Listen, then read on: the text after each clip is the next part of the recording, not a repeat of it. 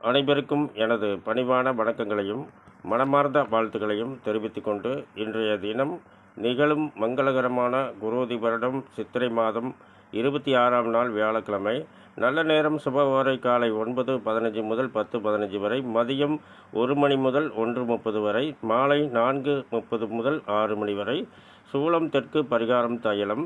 திதி இன்று காலை 7:43 வரை பிரதமை, பின்பு துதியை.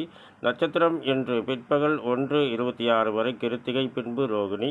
ராகுகாலம் பிற்பகல் 1:30 முதல் 3 மணி வரை. குளிகை நேரம் காலை 9 மணி முதல் 10:30 வரை.